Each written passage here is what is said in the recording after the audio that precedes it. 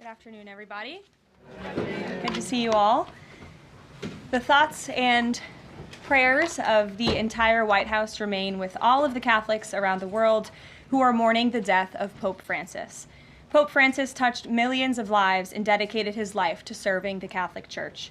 As a mark of respect for his memory, President Trump ordered flags be flown at half-staff, and he will be traveling to attend his funeral in Rome. The president will depart from Washington on Friday morning and return to the United States on Saturday evening following the funeral service. I can also confirm the dates of the president's trip to the Middle East. He will travel to Saudi Arabia, Qatar, and the United Arab Emirates from May 13th until May 16th. And on Thursday of this week, President Trump will welcome Norwegian Prime Minister at the White House for a working visit. The two leaders will discuss trade and regional security. This will be the 13th head of state visit of President Trump's term already. At the border, President Trump continues to deliver on his promise to make America safe again. The Wall Street Journal captured the Trump effect in a recent article. Border crossings grind to a halt as Trump's tough policies take hold. U.S. Customs and Border Protection recorded its lowest southwest border crossings in history in March, and we're seeing the same successes at our northern border. Here's how the New York Post put it. Northern border sector previously overrun by illegal migrants sees dramatic drop in crossings. We haven't seen anyone since November, end quote. According to U.S. Customs and Border Protection, just 54 illegal aliens were apprehended in the Swanton sector of our northern border, which stretches more than 300 miles in March. This is a drastic 95% drop from the more than 1,000 border crossings that were caught in March 2024. This is a main hotspot area that recorded more than 80% of all apprehensions along the northern border during the 2024 fiscal year. And new reporting from the Washington Times fully highlights the difference in Joe Biden's disgraceful approach to the border compared to President Trump's. Under Trump, border catch and release has dropped 99.99% from worst Biden month. You can't get much better than that. This statistic in particular is astounding. Border Patrol agents caught and immediately released 189,604 illegal aliens into the United States in December 2023 at the height of the Biden border crisis. But under President Trump, Border Patrol agents caught and released only 20 illegal aliens into the U.S. in the month of February. Thanks to President Trump, operational control of the border is becoming a reality, and the administration's historic enforcement measures are yielding huge results. Illegal aliens are finally getting the blunt message. If you cross the border illegally, you will be swiftly deported and never return to the United States of America. Efforts to arrest the criminal illegal alien invaders are continuing to ramp up. ICE Chicago arrested a Mexican national convicted of predatory sexual assault of a child in Cook County, Illinois. This week, ICE Denver arrested a Mexican national convicted of sexual assault of a child in Houston County, Texas. ICE Miami arrested a Nicaraguan convicted of aggravated battery in Hillsborough County, Florida. ICE Houston arrested a Salvadorian national convicted of attempted sexual assault of a child and escape in Dallas County, Texas. And ICE Chicago arrested a Mexican national convicted of aggravated sexual abuse of a minor in Illinois. Despite the Democrats' insane objections, President Trump will continue to embolden law enforcement officers to arrest dangerous illegal alien criminals and keep our communities safe. And also thanks to President Trump's America First economic approach, investments continue to pour into our country. Swiss pharmaceuticals company announced they will be investing $50 billion in the United States over the next 5 years, creating 12,000 new quality jobs. Regeneron Pharmaceuticals also agreed to pay Fujifilm Technologies more than $3 billion over the next decade to help manufacture its medicines in the United States. It's a top priority for President Trump to ensure we are producing critical medicines and pharmaceutical drugs right here in America, and that is exactly what we continue to see happen every day. In other news, the Trump administration has announced we will put an end to Joe Biden's illegal student loan bailout attempts. No student loan has been referred to collection since March of 2020. That comes to an end. On May 5th, the Department of Education will resume involuntary collections for borrowers with defaulted federal student loans. The student loan portfolio controlled by the federal government is nearly $1.6 trillion, but fewer than 4 out of 10 borrowers are in repayment. This is unsustainable, unfair, and a huge liability for American taxpayers. Debt cannot be wiped away. It just ends up getting transferred to others. So why should Americans who didn't go to college or went to college and responsibly paid back their loans pay for the student loans of other Americans? The Trump administration will never force taxpayers to pay student loan debts that don't belong to them. Student loan borrowers need clarity, and we're finally giving it to them. Borrowers will now be clearly expected to repay their loans, and those who default on their loan obligations will face involuntary collections. The government can and will collect defaulted federal student loan debt by withholding money from borrowers, tax refunds, federal pensions, and even their wages.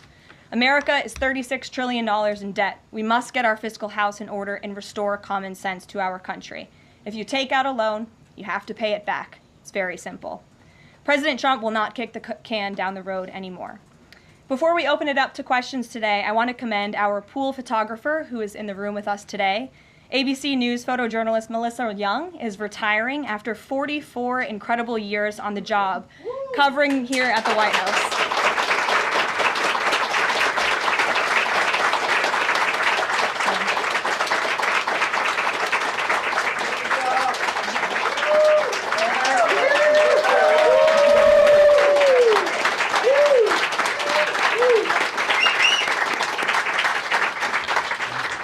Melissa, congratulations. You have the largest round of applause I've ever heard in this room. So there's something we can all agree on, and you've had an incredible career here covering the White House. So congratulations to you, and we hope you enjoy retirement.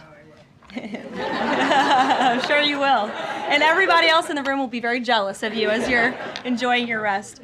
All right, let's get to it. We have an individual in our new media seat today. His name is Tim Pool. He's a political commentator and a media entrepreneur with millions of followers, a very big platform. Currently hosts Timcast IRL, a daily news and discussions show, and The Culture War, a weekly podcast exploring cultural and political issues. His programs feature in-depth conversations on topics such as free speech, censorship, identity politics, and societal change, often engaging with a diverse range of guests. He's in Washington today because we are also hosting a local media row across the street in the Eisenhower building, which is a testament to our commitment to bring new voices into the White House to cover the president and this administration. So Tim, why don't you kick us off today? Yes. Many of the news organizations that are represented in this room have marched in lockstep on false narratives, such as the Very Fine People hoax, the Covington smear, and now what's being called the Maryland Man hoax, where an MS-13 gang member adjudicated by two different judges, I believe, is just simply being referred to as a Maryland Man over and over again. Now, in an effort from the White House to expand access to new companies, you've created this new media seat. So I'm wondering if you can comment on following this expansion, you've had numerous outlets disparage the companies that you've had sit here, as well as the reporters. I'm wondering if you could comment on that unprofessional behavior, as well as elaborate if there's any plans to expand access to new companies. Sure. Well, we certainly welcome diverse viewpoints in this room, which is one of the reasons we have you in here, and there's many new faces in this room in comparison to the previous administrations. We want to welcome all viewpoints into this room. We welcome unbiased journalists who really care about the truth and the facts and the accuracy, and you rightfully pointed out the Maryland Man story, which I, from this podium, when The Atlantic published it, on that very first day, I came to this podium and said, this is wrong. The press in this room have this story wrong, and we have seen more and more evidence come to the table that we have had all along. We were always right. The president was always on the right side of this issue to deport this illegal criminal from our community. And it is despicable to see the media continue to refer to this individual as someone who is just a peaceful man living his life in Maryland. This was and always has been an illegal criminal, an MS-13 gang member, and a designated foreign terrorist. And the administration maintains our position to deport these individuals from our community. So thank you for being here, Tim. It's great to see you. Thank you. Dasha, why don't you kick us off? Thank you, Karoline. You're welcome. I really appreciate it. I have two questions, one on the Pentagon and another on the economy. You said on Fox News that the entire Pentagon is working against Secretary Hegseth, but the people who were fired were Hegseth's own guys. So how do you square that, and what do you say to concerns that that's bad management? They were Pentagon employees who leaked against their boss to news agencies in this room, and it's been clear since day one from this administration that we are not going to tolerate individuals who leak to the mainstream media, particularly when it comes to sensitive information. And the Secretary of Defense is doing a tremendous job, and he is bringing monumental change to the Pentagon. And there's a lot of people in this city who reject monumental change, and I think, frankly, that's why we've seen a smear campaign against the Secretary of Defense since the moment that President Trump announced his nomination before the United States Senate. Let me reiterate, the President stands strongly behind Secretary Hegseth and the change that he is bringing to the Pentagon, and the results that he's achieved thus far speak for themselves. Is there an FBI investigation into the leaks? The Secretary said that these people would be prosecuted, so is the FBI investigating? You'd have to ask the FBI, you have to ask the Department of Justice on what they plan to do, but certainly we take leaks with the utmost seriously across this administration. You've seen people fired from the Department of Homeland Security. The President has made it clear it's an unacceptable behavior. And on the economy, Karoline, Peter Navarro said that it's perfectly possible to do 90 deals in 90 days. We haven't seen one just yet. How soon might we see a deal, and what evidence can you share that progress is being made in these trade negotiations? Sure. Well, I spoke to our entire trade team this morning. There is a lot of progress being made. We now have 18 proposals on paper that have been brought to the trade team. Again, these are proposals on paper that countries have proposed to the Trump administration and to our government. You have Secretary Bessent, Secretary Lutnick, Ambassador Greer, NEC Director Hassett, and Peter Navarro, the entire trade team, meeting with 34 countries this week alone. We are moving at Trump speed to ensure these deals are made on behalf of the American worker and the American people. And just yesterday, it seemed to get a little bit lost in the news, and I think it's a disservice to the American public that it did. The Vice President announced terms of reference for a trade deal with India. That is a big deal. We know when we look at the numbers, the monetary trade barriers and the non-monetary trade barriers from India, they have been ripping off the United States and American workers for a very long time. So the fact that the Vice President with Prime Minister Modi on that trip in India announced these terms of reference, which is essentially a framework to move the ball forward to sign a good trade deal between our two nations, is great progress, and it speaks to the work ethic and the real labor that's being put into this effort by the President's trade team. Sure. Go ahead. Does the proposals that you talk about, is that enough to extend the pauses on these reciprocal tariffs, or does the President need to see, these deals inked and signed to offer any sort of additional extension beyond the 90 days? Well, look, ask me in July when the deadline hits. I know I'll be answering those questions from all of you in this room. There's a lot of time left, and the President's trade team is working, again, at Trump speed as quickly as they can to ensure that these deals can be made. Are any of those conversations yet with China happening? I actually do have something to share on that. I asked the President about this before coming out here, and he wanted me to share with all of you that we're doing very well in respect to a potential trade deal with China. As I mentioned, there have now been 18 proposals in more than 100 countries around the world who are wanting to make a deal with the United States of America, and the President and the administration are setting the stage for a deal with China. So we feel everyone involved wants to see a trade deal happen, and the ball is moving in the right direction. Sure. Setting the stage for a deal with China, what does that mean? Has the President spoken directly with Xi yet?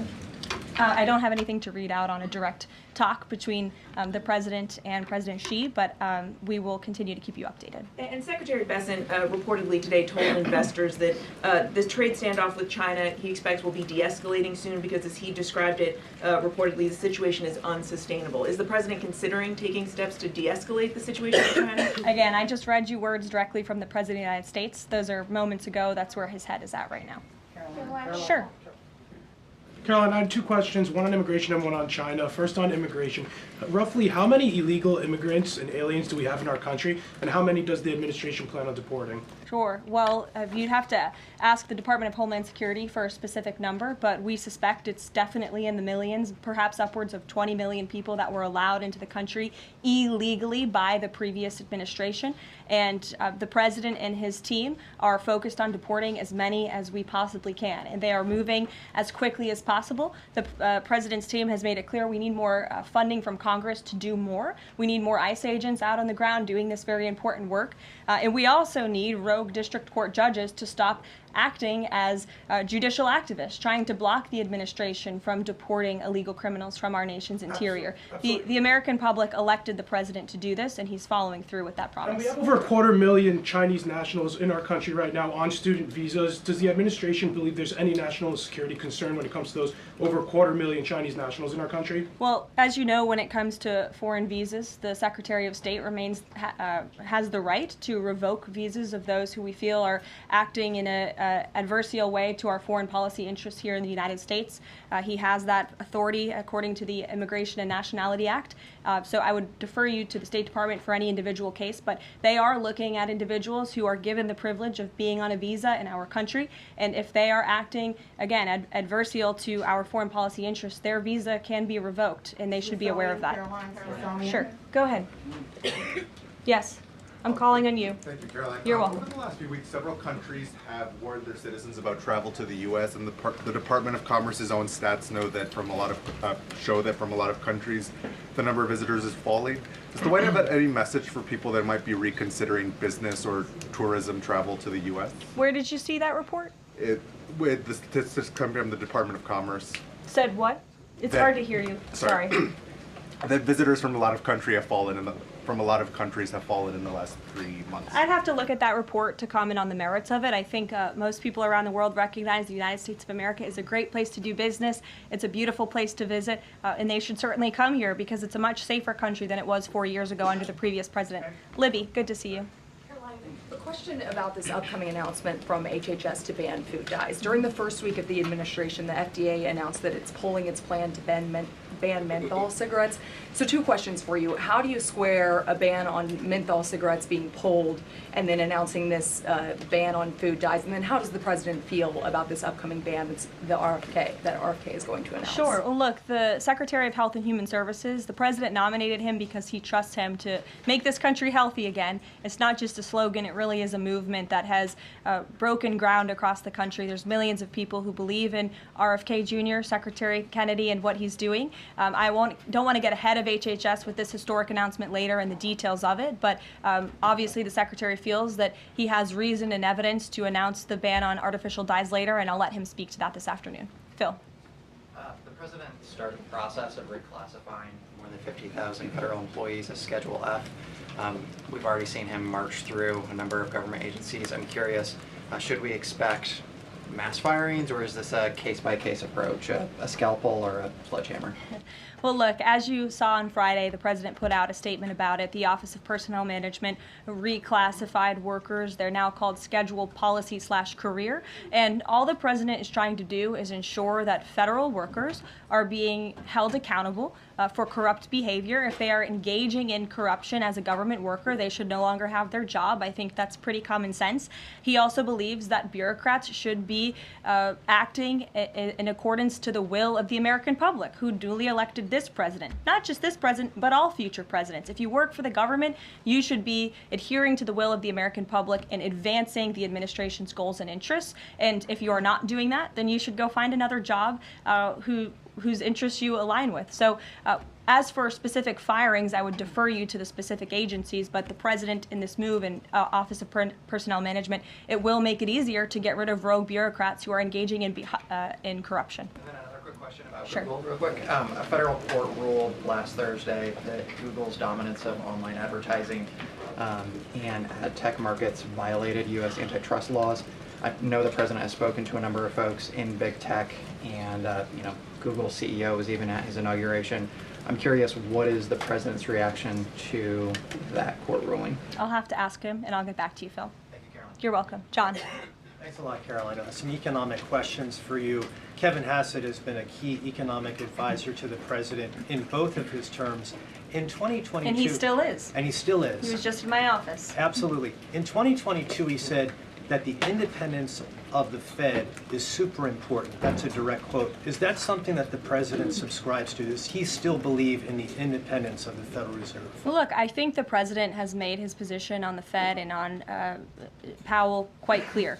The president believes that they have been making moves and taking action in the name of politics rather in the name of what's right for the American economy. The president has the right to express his displeasure with the Fed, and he has the right to say he believes believes interest rates should be lower. He believes Americans should be able to borrow money cheaper than they currently are right now. And I also spoke to Kevin Hassett about the Fed as well, and he has called into question the Fed's independence and whether they are actually doing things, again, out of the best interest of the economy, or are they doing it for partisan reasons. The president wants to see interest rates lower. He has made that quite clear. We've also seen, if I may, I'm sorry, one more, Caroline, just about, I said 2 economic questions. About the dollar, we've seen the dollar at multi-year lows versus the euro and other currencies around the world. Is it the administration's policy for a strong dollar?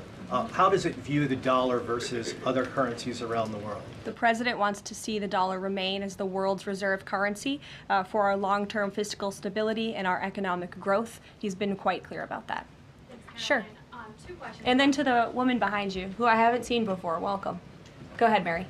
Earth Day and then the Supreme Court, if that's okay. That's right. It's Earth Day. Yes. Happy Earth Day, everyone. I saw the president truthing about the garbage pileup from China in the Pacific, and then I believe Lee Zeldin is headed to San Diego to investigate the pile of sewage from Mexico.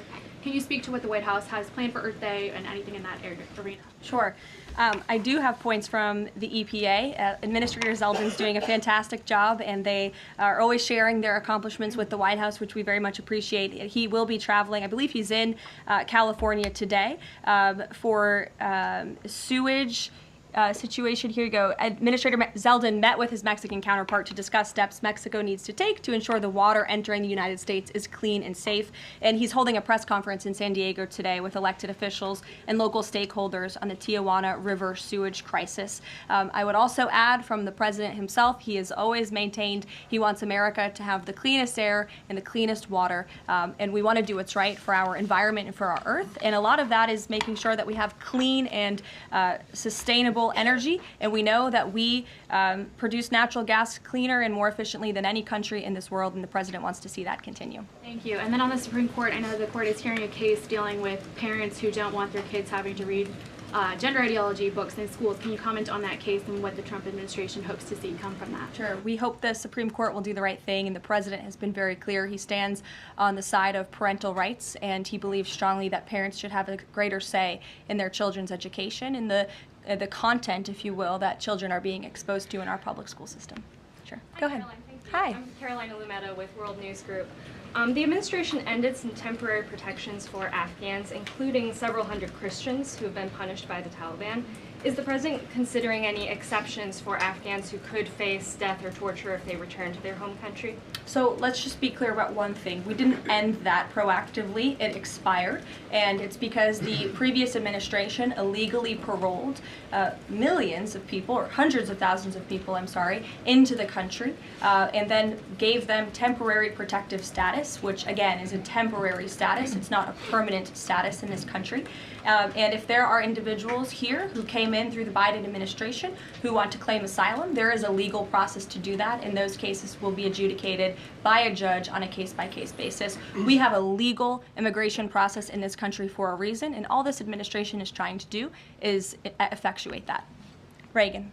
Thank you, Caroline. I have 2 questions for you Sure. on immigration. March deportation numbers were down slightly from the same time period last year. SCOTUS recently ordered a pause on deporting Trinidad Tobago members with the Alien Enemies Act. I'm curious what other tools the administration is looking at to boost those deportation numbers. Sure. Well, we are obviously complying with the court's order. However, it was a temporary pause. The Supreme Court basically said, sit tight, and they will follow up with an order, and we're confident that the Supreme Court will rule on the side of law and recognize the president absolutely has the executive authority to deport foreign terrorists from our nation's interior under the Alien Enemies Act. We feel very strongly about that, and we're confident the courts will side with the president and his executive authority. As for deportations, we continue to deport illegal criminals under Title VIII, which is an immigration authority given to our Border Patrol agents and the Department of Homeland Security to deport illegal criminals from this country. And the administration continues to do that at record speed as quickly as they can with the resources that they have. The due They recently dropped charges against the MS-13 leader caught in Woodbridge, Virginia, with the idea that this will expedite the deportation process. Does the administration plan to drop charges against other criminal illegals to speed along the deportation process? You'd have to ask the Department of Justice. Obviously, that's within their purview, and I can't speak for them. However, it is our goal to deport as many illegal criminals and aliens from our country as we possibly can, as quickly as we can. Jackie. Thank you, Caroline. We've heard so much about this Saudi trip planning, and the president's mentioned it himself before, but I don't think we've ever heard on the record what he hopes to achieve in Saudi Arabia and what the purpose of the trip is. Sure. Well, the president looks forward to this. It was supposed to be his first foreign visit, but of course now he is going to Rome this weekend to honor the Pope and attend the funeral. The president looks to strengthen the ties between the United States and these countries in which he will be visiting. He'll be having many bilateral meetings and talks, and we look forward to the trip and hope to see many of you there. And the meetings in London this week, do they have any nexus with the plans in Saudi Arabia? I can't speak to that. However, I do have an update on meetings when it comes to the Russia-Ukraine war. I was just in the Oval Office with the President, Steve Witkoff, and they wanted everybody to know that the negotiations continue. We feel, again, we're hopefully moving in the right direction, and the special envoy, Steve Witkoff, will be heading to Russia again later this week to continue talks with Vladimir Putin. Is that why Rubio is not heading to London? Is he accompanying Witkoff to Moscow? I can't speak for the Secretary of State's travel schedule. I'd defer you to the Department of State. And then more broadly, just about the peace agreement, the talks that are ongoing. Secretary Rubio had said that if things don't go the right way, that the U.S. might need to take a step back. What does stepping back look like? Is that a step back from brokering peace, or would that imply a broader withdrawal from U.S. support for Ukraine and the war? Look, I think it would be unwise for me to broadcast that from this podium. Ultimately, that's a decision for the president to make, but he's made it very clear he wants to see peace, he wants to see this war end, and he wants to stop the killing on both sides of this war, and he's been very clear about that for quite some time, and he has grown frustrated with both sides of this war, and he's made that very known. Caroline, Brian. thank you. Thank you, Caroline. Last week, the president talked about nonprofit groups, specifically taking on crew, and he hinted that there could be further actions taken against nonprofits. Does the White House have any plans for any sort of actions against NGOs, nonprofits, or other similar groups? Is any of that coming up? Is that being worked on at this time? I'll have to check in with our policy team and get back to you. Sure. Thank you, Caroline. Travis Gilmore with the Epoch Times. Are some colleges using taxpayer funds to further political agendas? And what is the administration's response to Harvard's lawsuit? Sure. Well, the president has made it quite clear that it's Harvard who has put themselves in the position to lose their own funding by not obeying federal law. And we expect all colleges and universities who are receiving taxpayer funds to abide by federal law. It's quite simple. And the president made it clear he's not going to tolerate violations of federal law. He's not going to tolerate illegal harassment and violence towards Jewish American students or students of any faith on our campuses across the country. And so we will be responding to the lawsuit in court. And again, it's quite simple. If you want federal dollars, obey federal law. And just a quickly follow up on China. Any response to reports that China is targeting U.S. trade allies with potential retaliatory measures for supporting U.S. agendas? I think the numbers and the sheer number of countries that have reached out to the United States and reached out to this administration to cut good trade deals speak for themselves. The entire world knows that they need the United States of America and they want to do business here, and so we'll stay focused on cutting good trade deals on behalf of the American worker. Stephanie. Thank you, Caroline. Can you give us any additional details from the president's call with Netanyahu today? I did speak to the president about it. It was a good call. They spoke particularly about Iran and the negotiations that are underway with Iran and the United States. And the president has made it very clear repeatedly, but I'll reiterate, there is no daylight between the United States of America and the state of Israel. He stands strongly behind our ally. He's made it quite clear when it comes to Iran that we want to see a deal, and Iran has a choice to make. But the president has also made it very clear, and he reiterated that in his call with Prime Minister Netanyahu today about the need for Iran to never obtain a nuclear weapon. I do have one more bit of news that I would like to share with all of you. Just give me 1 second to find it. And it's in regards to the terrorist attack that took place in India earlier today. The president has been briefed by the National Security Advisor, and he's being kept up to speed as more facts are learned. What we know already is dozens were killed and even more were injured in a brutal terrorist attack in a popular tourist location in South Kashmir. President Trump will be speaking with Prime Minister Modi as soon as he possibly can to express his heartfelt condolences for those lost, and our prayers are with those injured and our nation's support for our ally India. These types of horrific events by terrorists are why those of us who work for peace and stability in the world continue our mission. So we'll give you a readout of that call later this afternoon. There's a lot of work to be had. You may hear from the president later this afternoon as well, and we'll see you all later. Thank you.